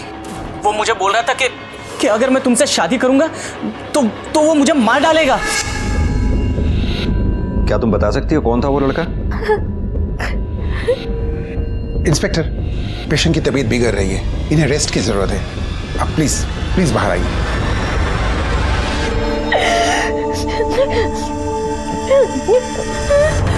शेखर को किसी लड़के ने जान से मारने की धमकी दी थी। क्या वो रिया का एक्स बॉयफ्रेंड था? मेरी बेटी ऐसी नहीं। आप मेरी बेटी के बारे में इस तरह की बात कैसे कर सकते? पापा, पक्का वो आनंद ही होगा। पक्का वो आनंद ही होगा। वो रिया के पीछे पागल था। वो पागल था, पर मेरी बेटी का उससे कोई लेना देना नहीं था। वो आप प्लीज 2 मिनट चुप रहिए। बताओ क्या कहना चाहते हो? सर, 1 साल पहले की बात है।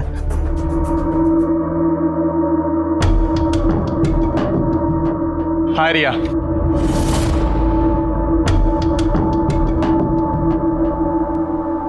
हाय। मुझे तुमसे कुछ बात करनी है। सुनो ना, मतलब कुछ बात। कॉफी पीने चलते हैं। कॉफी पीते पीते बात भी कर लेंगे। देखो आनंद, मैं तुम्हें 1 बार नहीं 1000 बार बता चुकी हूँ, मुझे तुम में इंटरेस्ट नहीं है। प्लीज मेरा पीछा करना बंद करो और हटो मेरे रास्ते से। रिया,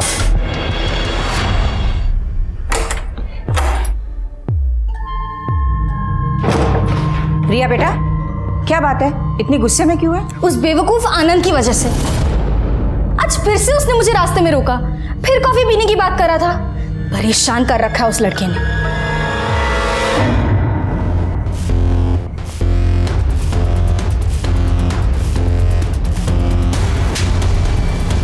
रोड पे लड़की कॉफी पिलाने का बहुत शौक है ना तेरे को? भाई, मतलब क्या तेरा? अरे भाई झगड़ा मत कर। छोड़ो, दूर रह मेरी बहन से, समझा तू? क्या मतलब है? अबे इतना मारूंगा कि कॉफी पीना भूल जाएगा तू। तो तुम्हारा कहने का मतलब है कि शेखर को आनंद ने जान से मारने की धमकी दी थी? जी। आनंद का एड्रेस और फोन नंबर दो हमें। जी सर। सर, मैं रिया को बहुत चाहता था। मैंने सब तरीके अपनाए उसे पाने के, लेकिन जब पता चला कि उसकी शादी शेखर से हो रही है तो सर समझ नहीं आया मैं क्या करूं। मेरा दिमाग खराब हो गया और मैंने शेखर को फोन कर दिया। तूने उसे फोन करके धमकी दी और फिर उसे मार दिया, है ना? नहीं सर, ऐसा कुछ भी नहीं हुआ। सर, ये बात सच है कि मैंने उसे भला बुरा कहा था, पर मैं बहुत दुखी था। फिर घर वालों ने समझाया कि लड़की के चक्कर में अपनी जिंदगी खराब मत करो। मैंने कोलकाता में जॉब के लिए अप्लाई किया सर। उसके बाद मैंने कोलकाता में नौकरी कर ली, मैं वहां चला गया। सिर्फ 1 हफ्ते के लिए मैं भुवनेश्वर आया हूँ और सर कल वापस जाने वाला हूँ। जाने वाला हूं नहीं, जाने वाला था, क्योंकि तू यहाँ छुट्टी पे नहीं शेखर को मारने यहाँ आया था। तू पकड़ा गया और अब तू हमारा मेहमान बन के रहे। सर मैं सच बोल रहा हूँ, मैंने कुछ नहीं किया। झूठ बोल रहा है तू। भरोसा करिए, कोई गलतफहमी हो रही है आपको, मैंने सच में किसी को नहीं मारा। इसको बैठा के रखो सर। इसके कॉल रिकॉर्ड्स और फोन की लोकेशन निकालो। सर सर सर सर गलतफहमी हुई है आपको सर, मैंने किसी को नहीं मारा। सर आप जिस कुरियर की बात कर रहे हैं वो कुरियर किसी आर के शर्मा ने भेजा था। श्योर आर के शर्मा ने भेजा था? ठीक से चेक किया? यस सर, आर के शर्मा ने 15 फरवरी को हमारे भिलाई ब्रांच से कुरियर भेजा था और हमें यहाँ पर भुवनेश्वर में 17 फरवरी को कुरियर मिला था। जब आपको कुरियर 17 फरवरी को ही मिला था तो आपने डिलीवरी 20 फरवरी को क्यों किया? एक्चुअली सर हमने 17 फरवरी को कुरियर डिलीवरी के लिए भेजा था, लेकिन वो घर बंद था इसलिए कुरियर वापस आ गया। और सर रिकॉर्ड के हिसाब से देवाशीष उपाध्याय ने वो पार्सल लिया था। ये देखिए सर। अगर आपको इस बारे में कोई भी एडिशनल इन्फॉर्मेशन मिलती है तो आप मुझे तुरंत कांटेक्ट कीजिए। मेरा नंबर लिखिए। कब तक रिया से हम इस बात को छुपाएंगे? जब भी उसे मिलने अंदर जाती हूँ बस एक ही सवाल, शेखर कैसा है, दादी कैसी है? अब तो उसे मिलने से मुझे डर लगने लगा है। छुपाना पड़ेगा बहन जी। ये बात सुनकर रिया की हालत और खराब हो जाएगी। बेटे को खो चुकी हूँ, बहू को नहीं खोना चाहती। एक बार वो खतरे से बाहर आ जाए फिर उसे बता देंगे।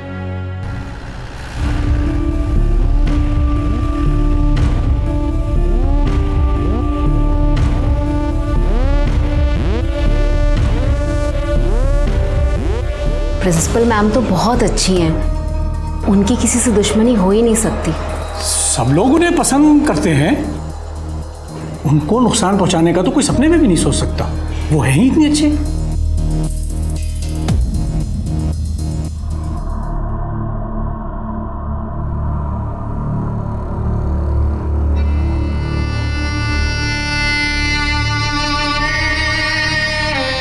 तुम लेडी रहो। मम्मी, शेखर कैसे? चुप तो नहीं है सना? प्लीज सच बताइए, मेरा जी घबरा रहा। बेटा वो पहले से काफी अच्छा है, यही साथ वाले आईसीयू में। अब दादी वो भी ठीक है। मम्मी मुझे शेखर से मिल, प्लीज मुझे शेखर से मिलने ले जाइए।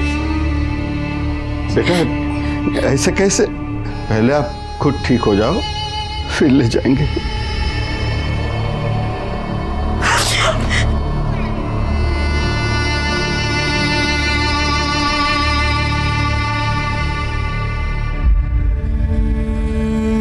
मेरी बहू रिया, उसकी सुहाग की मेहंदी अस्पताल में उतर रही थी।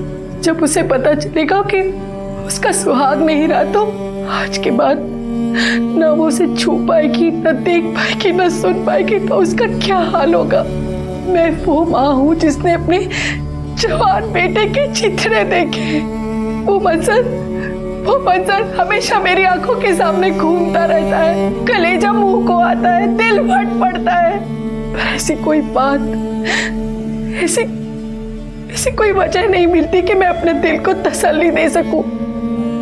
मेरे दिल को तब शांति मिलेगी जब उस इंसान को फांसी पे लटकाया जाएगा जिसने मेरे बच्चे की ये हालत की, मेरा परिवार उजाड़ दिया।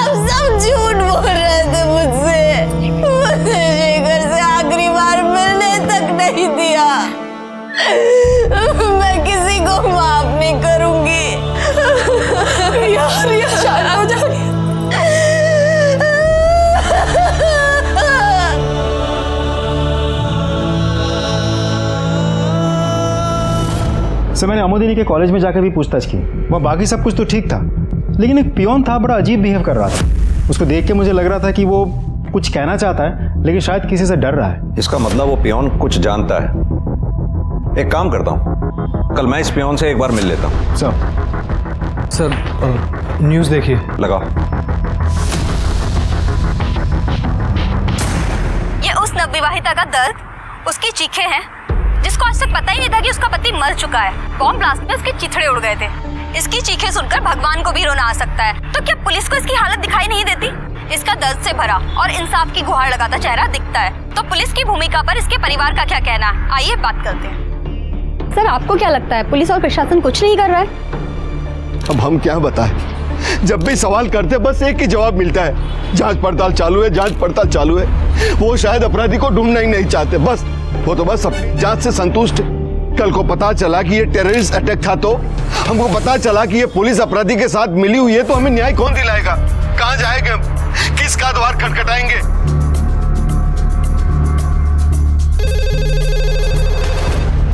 Hello, Jain sir. हाँ सर, अभी देखा सर। हम अपनी तरफ से पूरी कोशिश कर रहे हैं sir. Okay sir. Jain sir.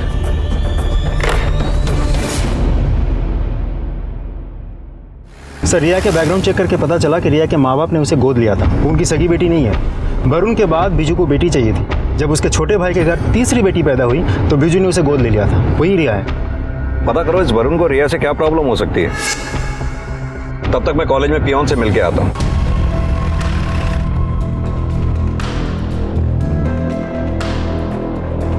आ जाओ, डरो नहीं। कुछ बताना चाहते थे हमें तुम?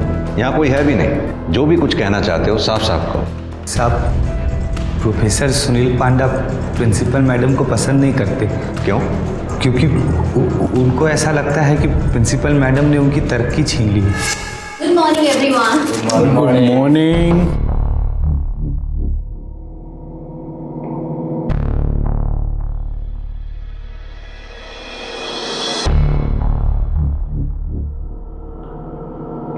Dholu, I did not got my tea. गलती हो गई सर, अभी देता हूं।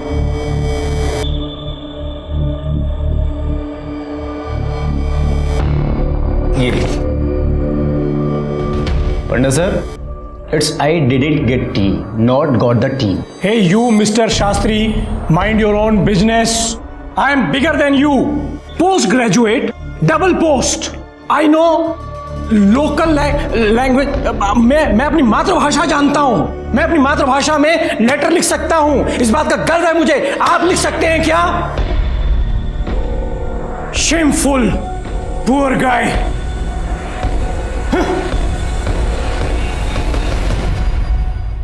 देखिए प्लीज़ आप लोग सुनील जी को इस तरह से परेशान मत किया कीजिए। वैसे भी वो इस बात से ज़्यादा परेशान है कि उनकी जगह मैं प्रिंसिपल बन गई हूँ। So please.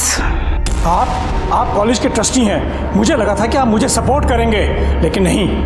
आपके होते हुए मेरी प्रिंसिपल की सीट उस अमोदिनी को मिल गई। नहीं, एक सेकंड। आपका मतलब क्या है? आपका मतलब क्या है कि वो मुझसे बेटर है, मुझसे सीनियर है? आप कहना क्या चाहते हैं? I am better talented, my English okay, I show you. मैं भी देखता हूं ये अमोदिनी कितने दिन मेरी सीट पे बैठती है।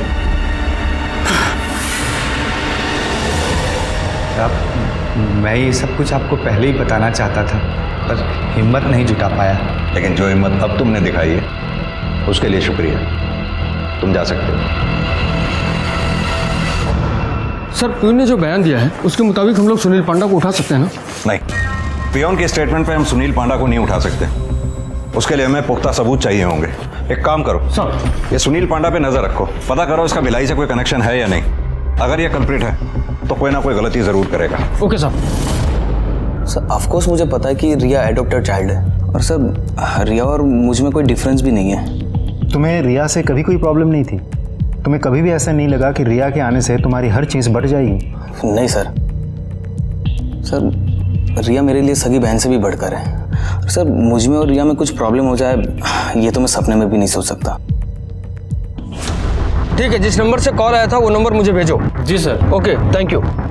सर, कुरियर ऑफिस से फ़ोन था। उसने बताया कि उस पार्सल की डिलीवरी को लेकर किसी ने फ़ोन किया था और एग्जीक्यूटिव से काफ़ी बहस भी की थी। और हाँ सर, उस पार्सल को किसी ने ट्रैक भी किया था। पता करो वो कॉल किस नंबर से आया था। उस कंप्यूटर का IP एड्रेस भी चेक करो जिससे उसने कुरियर को ट्रैक किया था। Okay sir. सर, ब्लास्ट की फॉरेंसिक रिपोर्ट। सर, ये बात तो कंफर्म है कि कुरियर बॉक्स में ही बॉम्ब भेजा गया था। उस बॉक्स में वही मटेरियल था जो अक्सर पटाखे बनाने में इस्तेमाल किया जाता है। उस बॉक्स में एक बैटरी और एक स्विच अटैच किया गया था जिससे बॉक्स खुलते ही ट्रिगर हुआ। और हाँ सर, एक और बात, रिया में सिर्फ आनंदी नहीं बल्कि उसके कॉलेज का एक और लड़का समीर भौमिक भी इंटरेस्टेड था, जिसके खिलाफ रिया के फैमिली ने 5 साल पहले कंप्लेन लिखवाई थी। उठा लाओ उस आशिक को। ये सच है सर, मैं रिया को बहुत पसंद करता था, लेकिन मैंने कभी उसके बारे में गलत नहीं सोचा सर। फिर उसके माँ बाप ने कंप्लेंट की तो मेरा बहुत मजाक बना था सर। फिर तभी से मैंने कसम खाई कि उससे कभी ज़िंदगी में बात नहीं करूँगा। फिर वो अपने रास्ते और मैं अपने रास्ते चला गया। और फिर घूम फिर के वापस तो उसी के रास्ते में आ गया, क्योंकि तुझे उस पुरानी बेइज्जती का बदला जो लेना था। सही बोल रहा हूँ ना मैं? 23 फरवरी को कहाँ था तू? सर, 19 फ़रवरी से लेकर 25 फरवरी तक मैं मुंबई में ही था सर। मेरे दोस्त की शादी थी सर। पूरे वीक में वहीं पर था सर। आप चाहे तो शादी की वीडियोज़ और फोटोज़ देख सकते हो सर। चल माना कि तू सच बोल रहा है। अब ये बता कि बॉम्ब 17 तारीख को भिलाई से कोरियर किया गया था, उस वक्त कहाँ था तू? सर, उस दिन मैं दोस्तों के साथ शॉपिंग कर रहा था। मुंबई जाने को लेकर मैं बहुत एक्साइटेड था सर। आई स्वेयर सर, मैं झूठ नहीं बोल रहा हूँ सर। झूठ क्या है सच क्या है वो तो हम पता लगा ही लेंगे, लेकिन जब तक सच साबित नहीं हो जाता तू हमारा मेहमान बनकर ही रहेगा। नहीं सर। प्रसाद, मैंने सर, ये रिया के माँ बाप का बैकग्राउंड चेक करो। हो सकता है रिया के माँ बाप की दुश्मनी किसी ने रिया से ही निकाली हो। जी सर। देखिए, हमारी जांच अभी चल रही है। एक बात तो तय है, बॉम्ब किसी प्रोफेशनल ने नहीं बनाया था। हाँ, बॉम्ब बनाने के लिए पटाखों में इस्तेमाल होने वाले बारूद का इस्तेमाल किया गया था, जिसकी मात्रा काफ़ी ज़्यादा थी। उसी वजह से बारूद की इंटेंसिटी भी काफ़ी हाई थी और इसी वजह से जान माल का भी नुकसान हुआ। हम कुछ संदिग्ध लोगों से पूछताछ कर रहे हैं, जल्दी अपराधी तक पहुँच जाएं।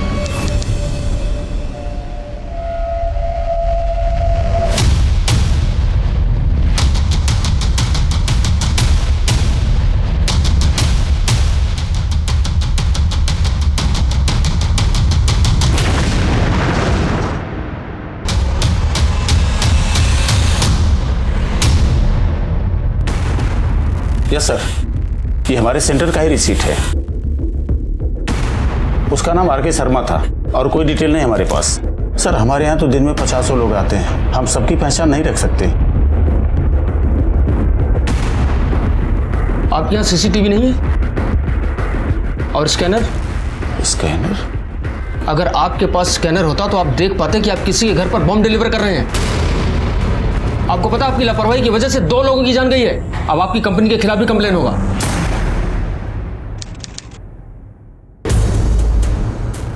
इंसान और हैवान के बीच में सिर्फ एक फर्क होता है और वो है सोच का। अच्छी सोच जहां इंसानों को जोड़ती है, बुरी सोच नफरत और दुश्मनी पैदा करती है, जो देश और समाज दोनों के लिए ही घातक है।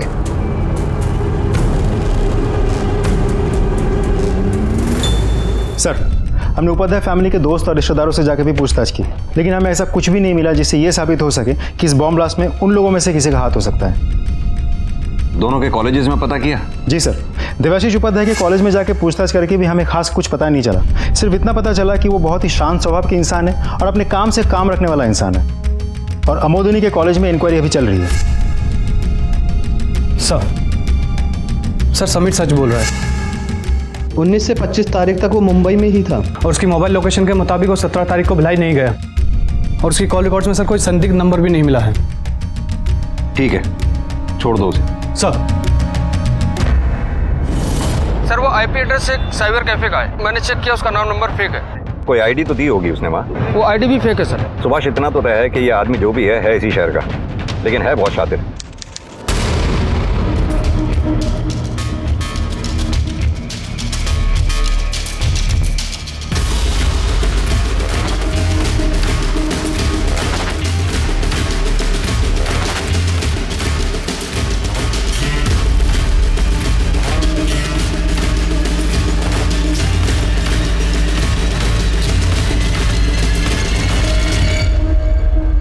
भाई एक काम करो ना। क्या? ये जो पार्सल है ना वो सामने कोरियर कंपनी में दे आओ।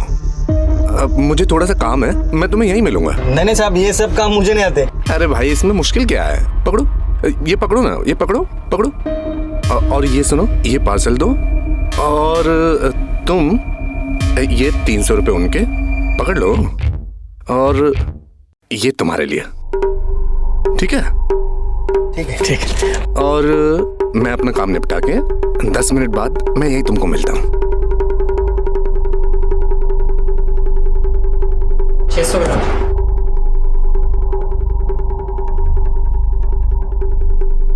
ले बेटा, उड़ीसा के बैग में डाल दे। 250 रुपये।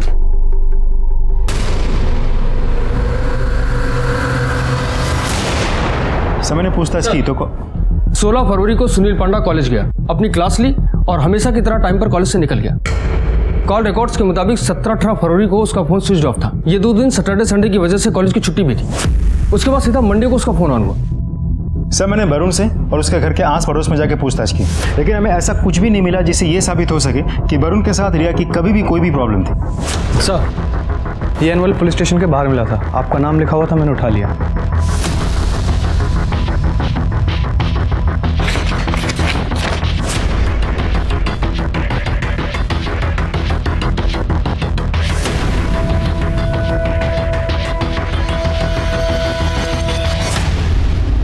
क्या हुआ सर? क्या लिखा है? किसने भेजा सर? कहना क्या चाहता है? ये कहना चाहता है कि ये एक लव स्टोरी थी जिसमें विश्वासघात हुआ और ये धमाका उसी विश्वासघात का अंजाम है। ये जो भी है हमें गुमराह करना चाहता है। सर इसमें लास्ट लाइन में लिखा है कि निर्दोष लोगों को परेशान ना किया जाए। कहीं ये उनमें से तो नहीं है जिन लोगों से हमने पूछताछ की थी? पॉसिबल है सर। ये देखिए सर, आपने इन दोनों शब्दों पर ध्यान दिया, प्रोजेक्ट और अंडरटेकिंग। आमतौर पे ऐसी भाषा तो या तो ऑफिशियल लेटर्स में या फिर इंटर डिपार्टमेंटल मेमोज में यूज किए जाते हैं। या फिर MBA ग्रेजुएट्स ऐसी लैंग्वेज इस्तेमाल करते हैं। प्रसाद, तुमने बताया रिया का भाई वरुण MBA कर रहा है। Right sir. एक काम करो, रिया के भाई वरुण के कॉल रिकॉर्ड्स और फोन की लोकेशन चेक करो। सर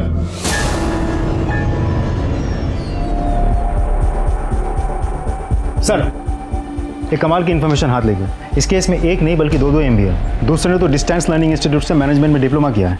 दूसरा कौन है? सर सुनील पांडा, अमोदिनी के कॉलेज के सीनियर प्रोफेसर।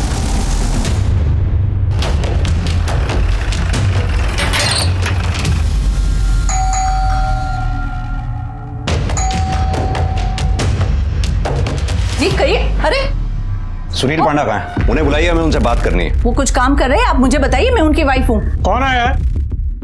क्या हुआ इंस्पेक्टर साहब? आपको हमारे साथ थाने चलना होगा। क्या हुआ है? क्या किया इन्होंने? ये शेखर और तारिणी उपाध्याय के मर्डर में सस्पेक्ट हैं। ये क्या बकवास है? मुझे झूठे इल्जाम में क्यों फंसाया जा रहा है? पहले आप ये बताइए आपका कंप्यूटर कहाँ पर है? कंप्यूटर? अजीब जबरदस्ती है।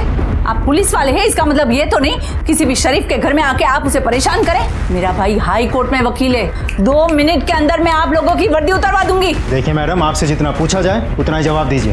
कहाँ है कंप्यूटर? स्टडी रूम में।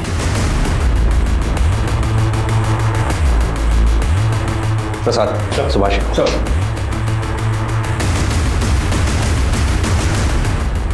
मैं कह रहा हूं आप लोगों को गलतफहमी हुई है। मिल गया सब कुछ? सर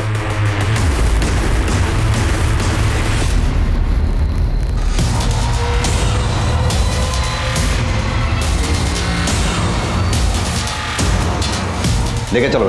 चलिए। मैंने कुछ नहीं किया है। चलिए। You are mistaken. अरे क्या बात है, आप ऐसे कैसे? मैं सच कह रहा हूं, मैंने कुछ नहीं किया है। प्रोफेसर साहब, अभी भी वक्त है आपके पास, सब सच सच बता दीजिए। वैसे भी आपके घर से मिले सामान को हमारे IT एक्सपर्ट्स चेक कर रहे हैं। कर लीजिए सर, जितना करना है कर लीजिए, अपनी तसल्ली, मैं निर्दोष हूं। सर हमारे पास इस बात के पुख्ता सबूत हैं कि सुनील जी ने भिलाई से बम पार्सल करने से पहले इंटरनेट पर बम बनाने के एक नहीं बल्कि ढेरों वीडियो देखे हैं। और उनके पेन स्टैंड से जो पेन ड्राइव बरामद हुआ है उसे रिकवर करने पर वो लेटर मिला है जो आपको पुलिस स्टेशन भेजा गया था। झूठ बोल रहे हैं आप, फंसा रहे हैं मुझे। फंसा नहीं रहे, बता रहे हैं। प्रोफेसर साहब, अभी भी वक्त है आपके पास, सब सच सच बोल दीजिए, वरना हमारी पिटाई के आगे तो भूत भी बोल पड़ते हैं। बोलो।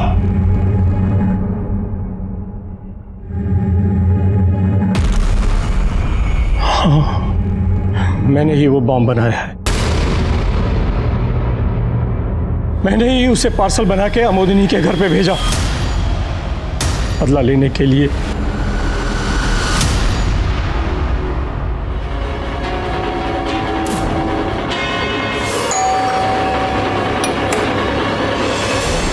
ये किसका कुरियर है भाई? ओह, शेखर का। माँ, कुरियर आया है शेखर के लिए, जब आए तो दे देना। मैं अमोदिनी के पूरे परिवार को मार देना चाहता था। मैं अमोदिनी को मार देना चाहता था। उसने मेरी प्रिंसिपल की पोस्ट मुझसे छीन ली, जिसपे सिर्फ और सिर्फ मेरा हक था। सिर्फ मेरा हक, सिर्फ मेरा हक। प्रसाद सर, प्रोफेसर साहब के खिलाफ चार्जशीट दायर करो।